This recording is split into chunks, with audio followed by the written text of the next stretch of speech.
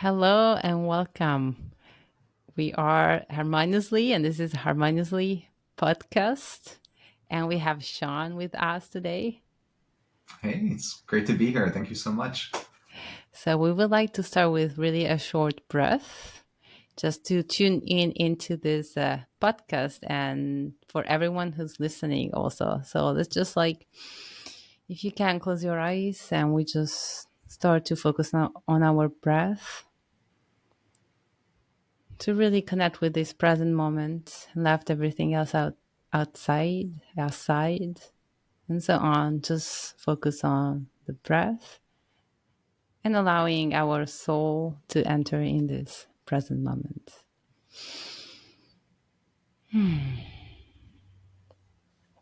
All right. It was just a short breath. For more meditation, we will provide more meditation on harmoniously as well. Yes. It's Yeah. something that we love. Just taking that moment of mindfulness is an amazing way to start this conversation. So thank you. Exactly. And today we're going to talk about the amazing story behind Harmoniously and how everything started. And it is really a great story. So, everyone who's listening, let's just imagine we are in front of a fireplace, maybe outside. Would you like it to be like warm weather or cold weather? It could be, we can have our blankets and make some marshmallow or something like that, or like a nice weather, whatever it feels more cozy. Perfect. And so it's story time. Awesome. Yeah. Yeah. Where do we start? I feel like it's been such a crazy road to get here, and we've been through it together from the beginning. So Exactly, I know. And that makes it so exciting. I would say maybe you can share a little bit of your background and what brought you to start your path with the plant medicines. yeah, absolutely. So my background is really I'm starting way back. Even back as far as when I was a kid. One of the things I've always dealt with was drug resistant depression and anxiety, and so that's just been a normal part of my life and something I dealt with for the last 40 years now or so. Mm-hmm. And Oh, wow. just like yeah, like so many people. I mean, that's not unusual. But I think when I look back, I think about some of the just the challenges that brought, and being able to get to a point where I kind of felt like I wasn't unhappy, but I wasn't happy. The fistful of drugs that I was taking every day for depression and anxiety and ADHD and high blood Mm. pressure and restless leg syndrome medicine, like all of those things. It was just every time I went to the doctor, I'd be put on another drug, and things Mm. that, like, physically things were just going out of control, and emotionally things are out of control, and mentally things are out of control. And I work in technology. I've worked in Mm. doing mostly consulting and business management and Yeah, technology consulting for which the last which is a stress environment. For super the stressful people environment. who don't know, it is a very stressful environment. It definitely is. I think it's one of those things where you have to love it, because it's just a lot. It's always stressful. It's kind of you have to kind of, it's just part of the job. And so I was sitting at home, and it was probably midnight, and I didn't really know, like, I didn't know a lot about plant medicines, at all. And I was just kind of, all of a sudden, it was just, you hear about, medicines calling to your soul. And I was Yeah. just sitting there working, and I was like, I need to sit with ayahuasca. And I had no idea why. I didn't really know what ayahuasca was. But it's, have you heard it before? I've heard about it. The only time I can remember prior to that point, I remember a friend years ago, it was probably 10 years ago, asking me, like saying that she was thinking about sitting with ayahuasca. And I was just like, and I didn't know what it was, but I was just like, isn't that a drug? I was like, oh, I'm not doing it. I would never do that. Like, I'm out. Like, I don't do drugs. Yes, I take, Wellbutrin and Xanax and Vyvanse and hydrothiochloroquine and Requip and like probably a half a dozen other drugs every single day. But I don't. I just considered myself not using drugs because I was too old for that. Hmm. Um, and the irony didn't dawn on me until years later when I talked to you. I was like, I think you're the one that told me, like, in this culture, in our, like, Western society, we're really taught that drugs are medicine and medicine are drugs. All these Mm-hmm. beautiful plant medicines we call drugs, but they're really healing. And, Yeah. that's the big differentiation between drugs and medicine. And that's changed me ever since. Because I kind of keep that in mind of like, hey, there's these beautiful medicines that we can use as a tool to heal.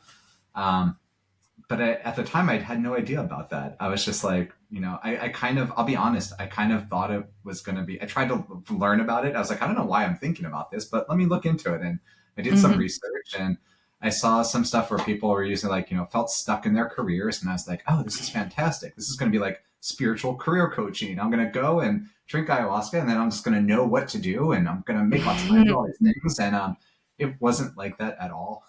For anybody that Mm-hmm. hasn't sat with this beautiful medicine, it was really transformative. I mean, Mm-hmm. my first experience, I remember just like kind of seeing myself, a picture of myself, and it was in black and white. And I'm like, why is it in black and white? And I was like, wait, that's my LinkedIn profile. And there was like this amazing and profound revelation that I'm more than just my LinkedIn profile. Like that doesn't Oh. define who I am. And then since there, and the amazing part that I didn't expect was, um, prior to working with medicines, there's no drugs, there's no alcohol, there's no drugs. Mm-hmm. We don't take, we don't take antidepressants or anxiety or any kind of drugs, Yeah. medicine for at least a few weeks. And Mm-hmm. so I had stopped taking all medication. And as I stopped, before I even sat with the medicine, when I stopped taking all the medication, one, I started having a lot of the physical problems I had were getting better, which was Oh, wow. amazing. And so it was just getting a break from having just myself pumped full of drugs every day. Um, and then, yeah, it was just an amazing experience to be able to actually start to be able to look at different things and different behaviors and start to think about, okay, how do I take what I'm learning and like what I'm being shown and how do I incorporate that into my life? And, Mm-hmm. that's when, probably shortly after my first ayahuasca experience, we started working together. Mm-hmm. Um, and being able to think about like, okay, how do I start to bring some of these realizations about what behaviors am I seeing that I want to change? And how do I identify those, outside of the medicine and start to incorporate that? And it improved Exactly. everything from my relationship with my husband to my relationship with people at work, my relationship with myself and with spirit. It's been an amazing journey ever since. So Yeah, it was a great transformation. I remember you did everything right. You immediately look for integration coach. It happened to be me. I was so honored and happy that I was able to walk you through your transformation and apply all the lessons in the medicine. And then this brought you to, well, I mean, it all started already back then, but then when more of this idea of wanting to do something more impactful in the yeah, world starting to grow, like there was this little seed. And then we were in Miami. So we went to yeah, Miami and it was amazing because it was this great conference, Wonderland, that you also went this year. yeah, And so you invited me to the conference, and we also decided to do a private ceremony there in Miami in this amazing, beautiful house that you rented. It was a beautiful house. We selected the outside was a nice place under two trees. yeah, Yeah, there was one main tree and then another one a little further away. And we set yeah, up everything, the altar, the mats, and we started before even the Congress started, we did this great private ceremony. And then yeah. that's when the bigger idea came in. So Yeah, tell us absolutely. I mean, about. I think one of the things that was so amazing about that ceremony was starting off, taking a moment to stop and ask all of the trees and all of the plants and the spirit of the plants, like, can we have a ceremony here? Like, will you let us hold Mm, this sacred space? Um, and just like the power that has to recognize like the energy in all plants and in everything in the universe.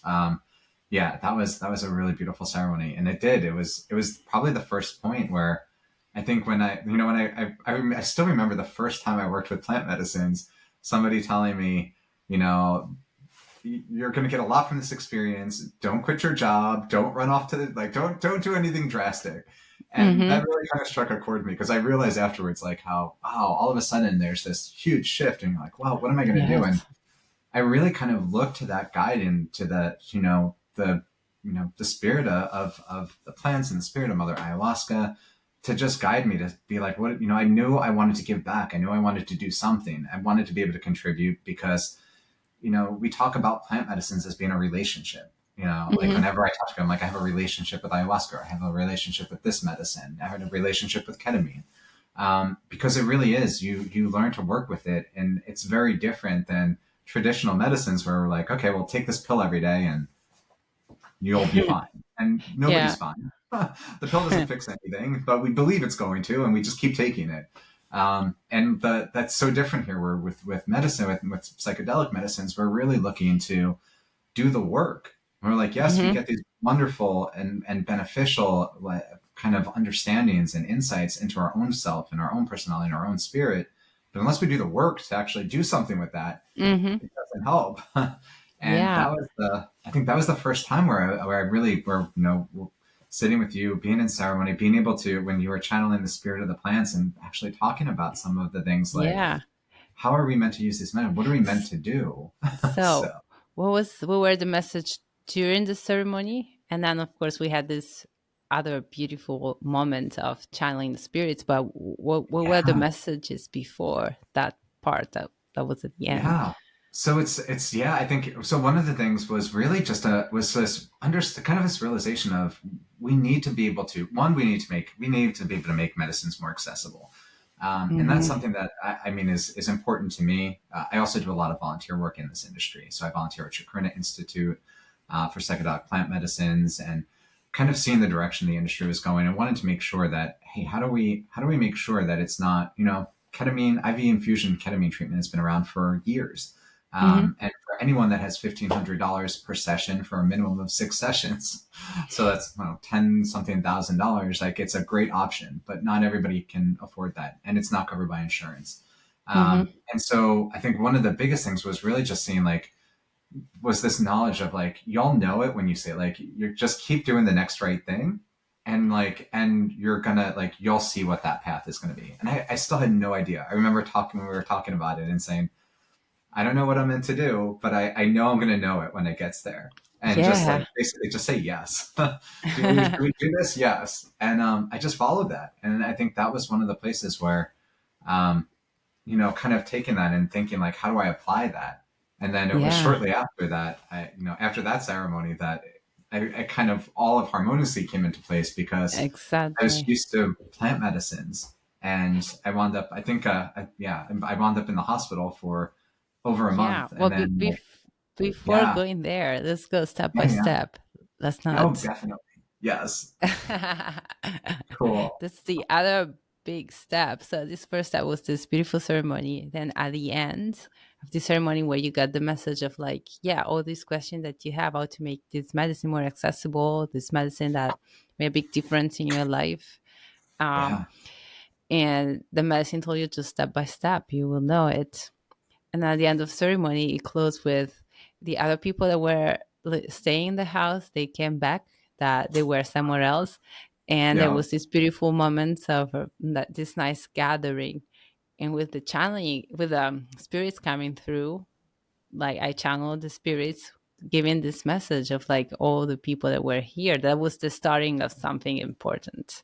That was yeah, the message. That was the starting of something important to lead the shift, the shift in the world, right? To bring yes, this new, um, yeah, this new world where there, with more humanity and so on. And then we went to the Wonderland, and that was a beautiful surprise, and it was beautiful to see. So the first day, I think the first day was more indigenous, the second yeah, pharmaceutical, the last day business, or something like that. It was divided into three yeah, themes, and it was beautiful to see. At least for me, it was the first time, like, start hearing also about ketamine, but at the same time connecting with some indigenous people of various backgrounds. Not only I had the experience to connect with shamans from the Amazon jungle, but there were also like over there it was from Africa and also from Native American and Mexico.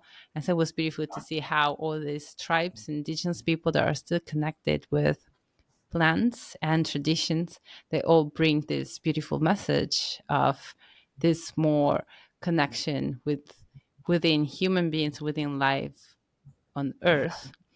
And at the same time, so at first I was skeptical with ketamine, that is more of a chemical compound, let's say. But seeing Yeah, at Wonderland, seeing all the people working with ketamine, seeing that they have also this spiritual vision at the same time, and understanding that they are taking care of a whole person, it made me really change my idea on ketamine and see how is this is a first step for everyone to do a work approaching their well-being in a different way, so that where you said, like as you said, that brings the work as well. It's not like magical pill, yeah, but it's a great tool so that you can do your work and really get better. And so that was really beautiful to see. And then absolutely. all this happened, and you start grabbing more information, more questions, Yeah. and then something else happened later, 1 month later for you. Yeah. Yeah, yeah. I mean, Wonderland was amazing too. I think one of the things that was so important for me, at least with Wonderland. It's funny. I was talking to Patrick, who kind of runs the Wonderland conference, um, and just about how impactful that event was, because seeing all aspects of, indigenous cultures there and people there, and seeing pharmaceutical companies and VCs and nonprofits, and everybody was kind Mm-hmm. of looking at this through one specific lens, like, oh, okay, we're going to be ketamine, we're on the regulated access side, or plant medicine, we're going to be on the ceremonial use side, or this, indigenous cultures, we're going to focus here. And nobody was bringing all of them together, and it just seemed like such a big mess, because the spiritual, like whenever we work with expanded states of consciousness, that connection to that mystical experience, to what a lot of us consider like spirit world, is so important. And it's not a side effect. It's an important part of that experience, and Mm-hmm. how we can understand things in a different way. And when it comes to, like, especially with indigenous people, like having this concept of indigenous reciprocity and figuring out how do we give back, whether, I think it was amazing to learn that ketamine actually is found in nature. So even though we synthesize ketamine, it is actually a sacred plant because it does occur in nature in fungi. Um, but whether it did or not, whether we're talking about ketamine or sacred plants or MDMA or LSD or any of the compounds that also show to have this amazing healing potential, um, we all, anybody that works in this industry in any capacity, should be thinking about indigenous reciprocity. Mm-hmm. I know there's a conversation oftentimes of, well, if we're looking at MDMA, it doesn't come from plants, nobody's worked with that. But the knowledge that we've gained in how to work with expanded states, any type of expanded state, no matter what the compound, comes from those lessons we learned from the thousands of years of work that indigenous communities have been doing with medicines. And Mm-hmm. so that's one of the first things that we did before we even started the actual company, was commit to a 111 pledge, where we donate 1% of revenue, 1% of profit, and 1% of time, to give back to the community, to help support underrepresented communities like the LGBT plus or BIPOC communities, and then specifically to give back to indigenous reciprocity initiatives, so that we can help indigenous communities around the world protect the forest, protect the plants, protect their Mm-hmm. communities, fight for land right activism, like all of these things that are really important to make sure that we do have balance. Mm-hmm. But yeah, to your point, yeah, Exactly. right after that was crazy, because that was when I was going into the hospital, because after, I don't know, a few years of, doing my own personal work of healing and trying to really make a difference, the one area I couldn't change was my weight. I still was really overweight. It was really hard for me to change that, and so I decided to have gastric sleeve surgery. And it was still the best thing I've done so far, even though I wound up in the hospital for 3 weeks on life support. Uh, Yeah. So slow down. This is an important yeah, point, and yes, such I don't know the right adjective, but like an important experience that you went through, like yeah. It was traumatizing at first as well. it And I was remember I remember like we had a session. You didn't come to the session. I was like, okay, I guess he's busy. But then after Yeah. a while, I was start thinking, but he doesn't respond to my texts and whatever. And Yep. like maybe because after you did the surgery, you went back home. Everything was fine. It was fine for But 2 weeks. then, yeah, and that's why. And then I got worried, and finally I got the news that you were in ICU. Yep. Yeah, I wound up. Yeah, I was fine for the first 2 weeks, and then I just had really severe pain on my shoulder, and went to the emergency room and found out that I was Mm. bleeding internally and had sepsis, and Oh, then went into respiratory failure. so it was Um, you felt pain in your shoulder, left shoulder. yeah, and my left shoulder, like right here, Oh, it was the worst pain I ever felt. Like I've never felt pain like that until I okay. woke up in the hospital, and then when I woke up Oh, and they cut me from my chest to below my belly button, and oh they wow. had my abdomen open for about 3 days while they were trying to stop the bleeding. And so Oh that pain wow. was worse. And so, but it wasn't the pain that was so traumatic. I think the pain, like for sure, we look at some of the, even just like some of the science that's coming out around this, and we know that pain does create trauma, like physical, mental, emotional Hmm. trauma, that stays with us. But the hardest part for me was the emotional part, was coming Mm, home, and I guess I don't know how some 40s or 50, less than more than 40, less than 50, and coming home from the hospital and being pretty disabled at the time. Like I had to have a walker to get around. I couldn't mm, walk on my own. I couldn't take a shower by myself. I needed assistance in and out of the shower. mm, Like I needed help with everything. I couldn't go up or downstairs. mm. And so I had to do physical therapy and have a home health aide nurse come to the house every couple days. Oh And so wow. it just at that time it felt like that was never going to go away. And I Yeah, didn't know if it would, honestly. and even waking up, like you stay 1 week, something like that, like in Yeah, it was pharmaceutical coma or something. And so you woke up yeah, and you didn't know what day it was. I didn't. No, I went into the hospital around, I don't know, like the mid part of December. And then when I was probably like December, it was a little bit after somewhere around mid December. And when I woke up, I remember the nurse asked me, "Do I know what day it is?" And I'm like, "Yeah, it's like," and I'm trying to think, I'm like, I don't know, it's like December or January. And she was like, "Yeah, it's January 2nd." And I was like, "Yeah, that's right." And I'm like, "Wait a minute. What about Christmas? What about New Year?" And then people were asking me, like I was having to go back and forth for imaging tests, and people were like, I would run into people, and they're like, "Weren't you here a few weeks ago?" And I'm like, "I don't know." And I was just unconscious. They put me in a coma because I couldn't breathe on my own, and so I had to be on a ventilator Oh for wow. about Oh. just under 3 weeks. And after 3 weeks, apparently, you either have to put a trach in or come off the intubation tubes. And I had two doctors. The older doctor was like, "No, we have to intubate. We have to put a trach in because he can't breathe still." And the younger doctor was like, "He's too young. We have to just pull out the tubes and hope for the best." And luckily, my husband was like, "I don't want to wake up when Sean gets up and has a trach in."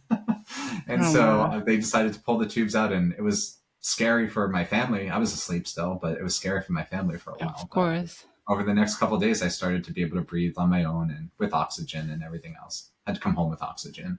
But now I'm fine. Now I have I'm physically okay, but the trauma from Yeah, that's the first time I actually considered ketamine therapy because, with exactly.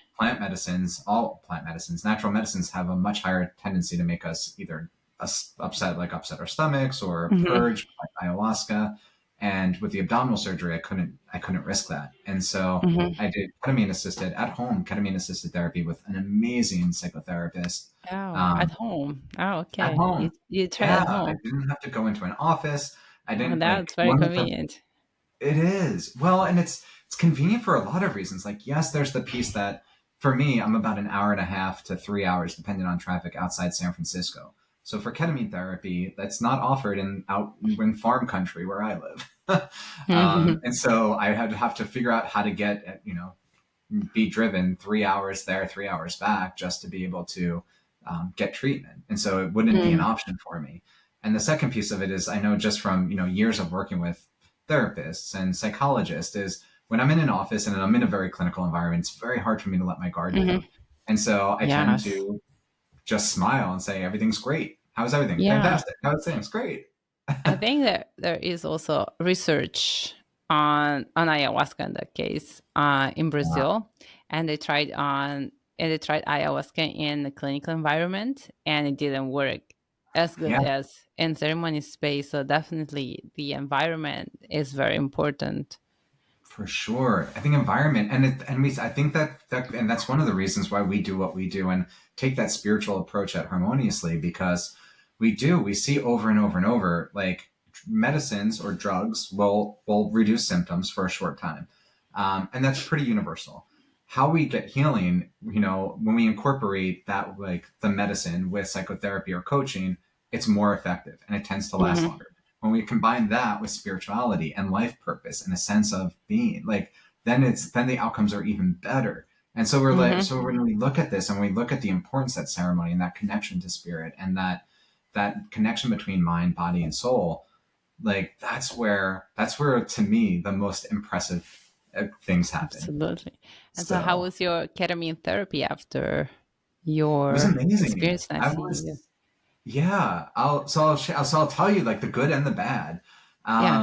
I have my own biases, just like everybody. And when I first, because like I said, prior to working with natural plant medicines, um, I was very opposed to drugs. Like, it wasn't something and when I first tried ketamine therapy at lower doses, it makes you feel you don't have as much of the mystical experience, and it just made me feel like altered, like kind of like I was on drugs, and I didn't love that feeling. But I did notice that it did help with some just my anxiety and most of the Hmm. anxiety and depression, like, pretty Okay. immediately. With the next day, I noticed the difference, even at a really Mm. low dose. Um, the amazing part is, I assume, my family, everybody, we all, myself included, assumed that it was going to be like a year or two of therapy just to deal with the trauma of, like, everything that I just Yeah. went through. And when I combined it, this is for me, everybody's different. But for me, when I combine ketamine therapy with psychotherapy, specifically dealing with trauma and being able to work through things like, using techniques like EMDR, and being able to go back to the first time I was in the hospital, and remembered that, hey, I'm going to survive. I'm going to be okay. And I'm going to get home at some Hmm. point, and I'm going to get better, and I'm going to walk again. And being able to start to kind of retrain my brain to kind of accept those traumatic experiences and then reinforce the positive ones. It was only 5 weeks or 6 weeks that I Hmm. did ketamine assisted psychotherapy, and I was completely dealt with all of that trauma, Which is which is amazing. Yeah. incredible to think that that's possible. Yeah. Like, It is I thought I'd incredible. still be not able to talk about this. It took me, Yeah. Not only is it incredible, and it was very quick, like five, yeah, 6 week. And as you said, maybe some people would take longer, but still like much quicker than like regular therapy alone. It's also, I think, and this is my opinion, that when you have this kind of trauma and you need to work on these traumas for many years, somehow they get in you more, what I yes, mean. So that it becomes, the more they stay in you, the harder it gets to be able to overcome them and be able to immediately address those issues with the help of ketamine and a ketamine assisted therapy, and immediately have those trauma like become an experience. And on top of that, then you build something more on top of that. But I yeah, think it's so valuable that you were able to work through those traumas so quickly, and they didn't have to stay in you for so long. yes. Well, and that's the other piece of it, I think, is, Yeah. when we talk about trauma, and we know that this is incredibly effective for trauma, but there's like the big traumas, like, winding up in the hospital and on life support, like, that's a pretty big trauma. People go through all kinds of trauma throughout their lives, but then there's the little Yes. traumas. There's the everyday stress. Hmm. There's all of the things where, our brains are incredibly effective at protecting us or trying to protect us. And Yeah. so when we run into these little traumas, these everyday stressors, they have a physical effect on us. For Hmm. everything from how our DNA expresses itself to how we're able to, just deal with everyday challenges in life. And so we tend to build up for habits and old ways of thinking that Hmm. protect us from running into those situations again. But they're not always effective. They're not always what we need. So, like, while that may have been protection at one point, at this point now it's like me just overacting at work because somebody disagreed with me, and now I'm like, Mm-hmm. no, why are you doing this? You have to do this. You have to. I'm Mm-hmm. becoming like overly controlling, and having that ability to be able to step back and say, hey, wait a minute, I recognize this behavior. I know that it was valuable at some point, but I don't need to act on this anymore because it's not giving me the results that I want in my life. And I can start to teach myself new ways of thinking and new thought patterns and new behaviors. And Mm-hmm. it's just that work, you can't, there's no pill, there's no medicine, there's no plant that's going to do that for you. Like all medicines are just tools to be able to help us get insight into where do those thoughts come from, where do those behaviors come from. But then it's about doing the work with a coach, with a therapist, with somebody Mm-hmm. to actually Mm-hmm. start to think about, okay, now how do I put this into practice in my life? Absolutely. And then, anyway, so this other piece. So we were going back to the story. So you were starting starting with many years of using drugs, medicine. Yeah. I mean, Xanax, all that for depression, anxiety, and then like finally one day you have this ayahuasca came in your life. Like even if you heard before, it's just one day this desire popped in, and then your encounter with plant medicine, and then Wonderland, and so on. And then we arrived to this traumatizing experience that you had in ICU with bleeding, internal bleeding, and they still took you to try ketamine, even though we did hear about ketamine at the Wonderland Congress. Yeah. And I think it was the first opening about how ketamine can be helpful, but you then experienced firsthand and how it can be very helpful, especially in some situation where you cannot use any other kind of plant medicine or any other tools. Yeah. And this tool comes in to help with therapy and help you to overcome the trauma from your previous experience. And then there was the missing piece to, as the plans told you, just go step by step in what it is that you want to create.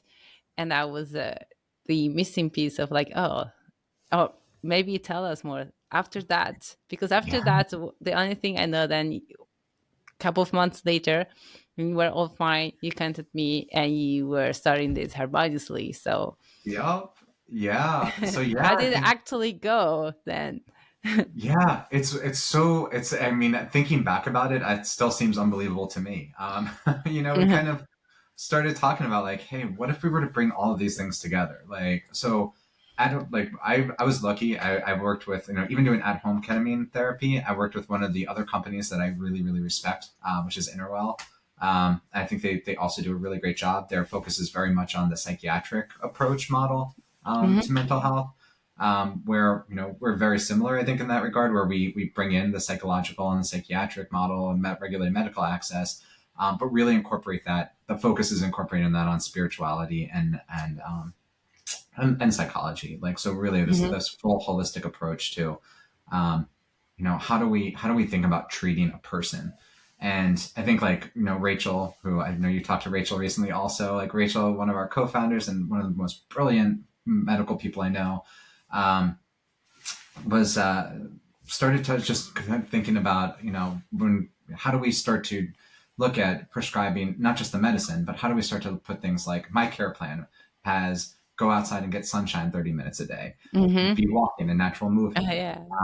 exercise, nutrition, and I get hydration. So like my Apple Watch. So I have like my Apple Watch, which connects to our EMR, so our electronic medical record system. So if I talk to Rachel and I'm like, oh, my anxiety is getting really bad, before going to like, oh, I can prescribe you ketamine treatment for that. She's like, well, I see you walked 300 steps last week. Like, get out from behind your computer and then come back and see how you're feeling.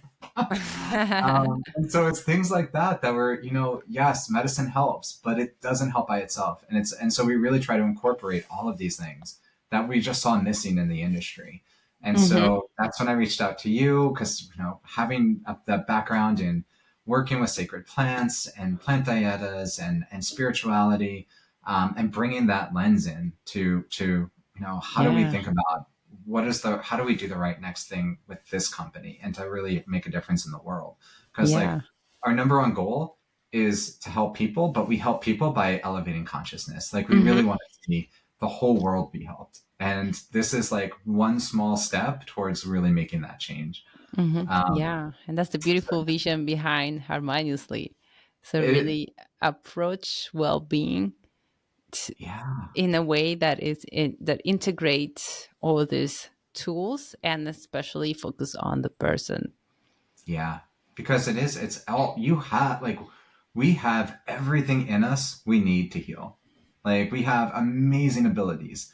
And when we look at that and when we look at how do we practice self-care? How do we make sure that we're, I always describe it like my own experience of dealing with mental illness my whole life and playing whack-a-mole, where I'm like, okay, well, I'm depressed. Well, boom, take this medicine. And they're like, okay, but now that medicine's causing anxiety. Well, here, take anxiety medicine. Well, now I'm not concentrating. Well, here, take a stimulant. Well, now I'm having problems with high blood pressure. Okay, take like it was just like every time they tried to fix something, something else got Mm-hmm. worse.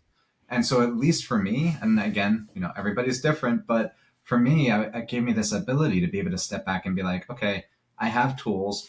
I still work with ketamine occasionally. Like when I start to feel symptoms of depression or anxiety coming back, I still, I'll do another couple sessions of ketamine assisted therapy, or like right now I tend to do more working with a coach. I thought Mm-hmm. for me, I found working with a therapist was incredibly beneficial for trauma. We also have a lot of therapists that can do coaching, but for me, most of the time, I'm focusing more on day to day stuff, day to day, Yeah. how am I behaving? How am I showing up? Or, looking at behaviors that I want to change in myself to improve personally and professionally. And that helps me reduce a lot of the anxiety and depression. And so all of these things fit together. And if I'm sleeping, so I can tell you from like, the first thing that I look at when I'm starting to feel like mental wellness challenges is how many hours am I sleeping? Because again, I track it on my watch, and when I start seeing that's 5 or 6 hours, I know like, okay, well, that's why I'm feeling this way, because I Uh-huh. I need to have 7 hours of sleep. If I Yeah. sleep a lot more or a lot less, it's not good for me. Mm. And That's just good. being able to work through and having a medical professional, having a team of people that I can work through. So I can call you and be like, I Mm-hmm. need coaching. Can we work together? And I'm starting Mm-hmm. ketamine therapy again. And in addition, I'm working with a trainer and getting out and getting exercise. And I'm looking at my nutrition, like bringing in a nutritionist to be able to say, like, what should I be eating? Like, how do I focus on eating the right types of foods? Mm-hmm. How do I focus on gut health? We know Mm-hmm. that gut health has such a huge impact on mental health. And as our Yes. gut biome is out of whack, we start to see psychiatric symptoms start to arise. And Mm-hmm. so those are the things that are just overlooked in the traditional corporate medicine model. And that's really where we hope to be able to help people is say, we can look at everything. It's not just like, oh, okay, however many millions or billions of people have depression and that many people should just take an antidepressant. Because that alone is not, it's just not, as we learn more about ourselves and about the mind, about neuroscience and about psychiatry and psychology and like spirituality, and we see how these things are fitting together in a way that we never, indigenous cultures have taught us like, oh no, the spirit to connection to the spirit, our connection to spirit world has a physical connection and can have an impact Mm-hmm. on us physically. And that was always considered to be superstitious or religious or spirit like, and it wasn't, there's no scientific fact behind it. And so for years, the brightest minds would say that that wasn't real. It was all in our minds. And now, as we start to learn things like, how things operate at a quantum level and all of these things, when how are, seeing studies where we're actually able to show these spiritual principles in effect, there's this amazing study where a piece of muscle from a subject was given to a person who was just holding it in their hand. It was in a tube, but I mean, holding onto it. It wasn't there. It wasn't attached to them. And they were shown images of stressful situations. And when they were shown Mm-hmm. the stressful situations, afterwards, they would study the piece of tissue and look at the DNA strands. And when the person was exposed to stressful issues, even though it wasn't part of their physical body, the DNA would start to knot up. So that Mm-hmm. energy from that image to the person processing that, and then that energy being making a physical impact on a piece of tissue that was not related to them is amazing to think that that's possible. But you could say, okay, well, yeah, but they're holding it, and maybe it's just electrical impulses. They repeated the same, and the government, the U.S. military, repeated this. they repeated it. I think it was up to like 30 something miles away, where another person not shown stressful images was holding another sample, and both samples were tested. When the person that was shown stressful images and they saw the DNA knot up on itself, the other sample also knotted up on itself at the same Mm, time. And even though they were completely unrelated, they were separated by miles. The person was not seeing that. So somehow there's, whether we call that spirit, whether we call that quantum entanglement, whatever that is, we're starting to see now that, you know what, we don't know as much as we thought we did know. yeah. um, There's and so that's a pretty much humbling more. experience. There's so much Yeah. more. There's so Absolutely. much more to well-being, and that's why like we are creating a platform in Harmoniously where, and we are starting with ketamine treatments, but also like offering and seeing the person as a person first of all, not as a patient or any Yeah. client. It's a client, but like it's a person first of first Yeah. foremost, as a person, and a person that is a piece of life, if you want to call it that way, but it's life in the sense that also is in inside a bigger structural system that is this person life. And so like approaching and see, as you said, like if maybe I'm more stressed or getting more sad, maybe it's because I check and I'm sleeping less. So Yeah. approaching the person and see everything that is going on, instead of just like healing or curing a symptoms or numbing a symptoms, but seeing everything that's going on. And Yeah. we're doing that by gathering a lot of great experts and a great team Yes.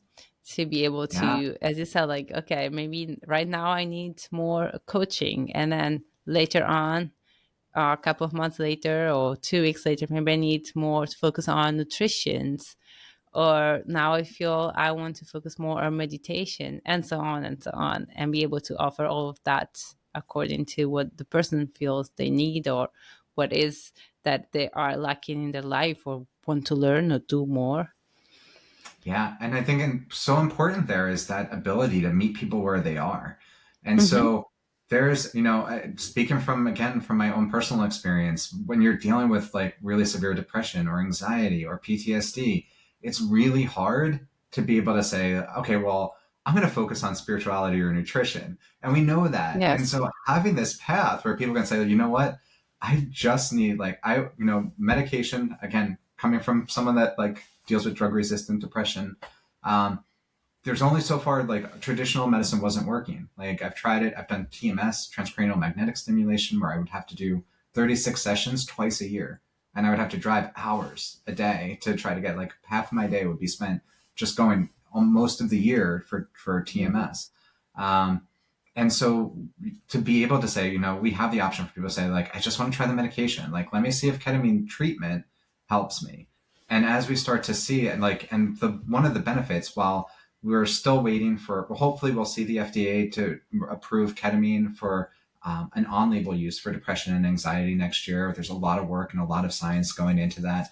Mm-hmm. We do have a number of studies. While they're not accepted yet and it's still not approved by the FDA, there's a huge body of evidence that's starting to build to show how effective not just ketamine treatment is. We already know that from with IV infusion, but we're seeing the same results in studies then from at-home ketamine, which is sublingual, just a tab under your Mm. tongue. And Yeah. so it's as we get to move past that and get that more rapid relief, we start to be open to, okay, well, what if I combine therapy with this? Is this going to help? Mm-hmm. I'm Mm-hmm. open to expanding. And what if I incorporate spirituality or a meditation practice or yoga Mm-hmm. or breath work or, all these other modalities Exactly. that help us? Yeah, as you said, you need to start where you're at, and then from there, getting Yeah. better first, and then from there, you're able to expand more in 360-degree well-being in your life. But definitely when you need to start where you are.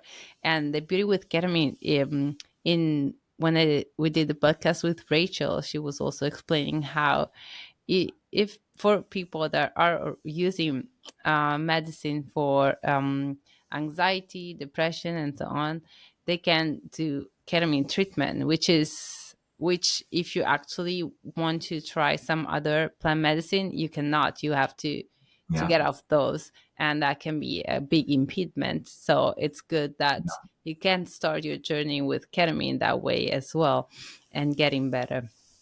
But Yeah. if for anyone more interested in that discussion, you can watch the podcast we did with Rachel. She Yes. explained more in detail. She's our medical person for those Yes. details.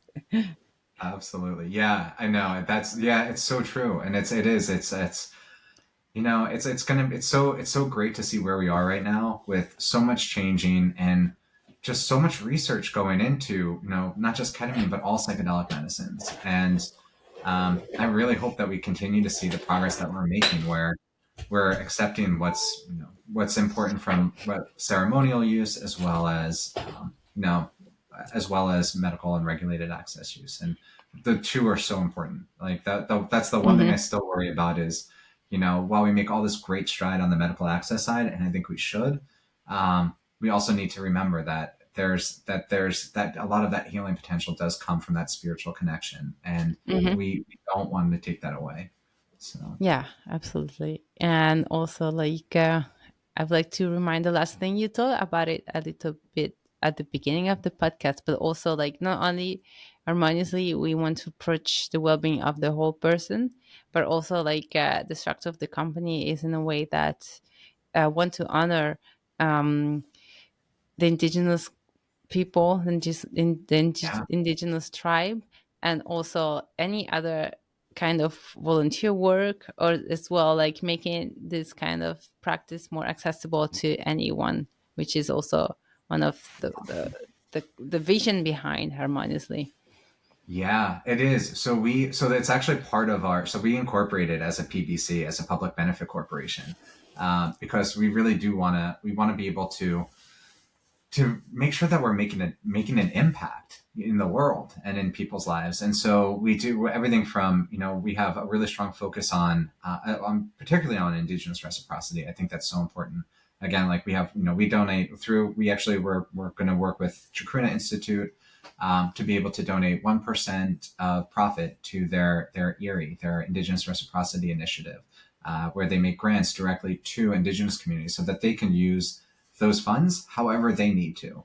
I think, especially, so I think in Western culture, but especially in the United States, we have a lot of people with really great hearts that think they know how to fix everything for everyone. And we don't. Reciprocity is not about saying, hey, you need this. You should be doing things this way because this is how we do it in America. Hmm. Because if we knew how to do things right in America, we wouldn't be flying to other countries to go sit with Indigenous people to learn how to be more well. And so really respecting that and understanding that our way might not be the right way. And we need to ask, like, what do you need? How can I Hmm. help? Like, what's important to you? Instead of just making assumptions. And the reality is, like, I'll be 100% honest and say, like, I don't know that. Like, I can't answer those questions. Hmm. I'm not an Indigenous person. I don't live in those communities. I don't know what they need. And we approach the same way with all communities. We do a lot, Hmm. I'm part of the LGBT community. But there's a lot of blind spots that I have even there. I'm a cisgender white male. And so even being part of the LGBT plus community, there's a lot of things that I just don't run into.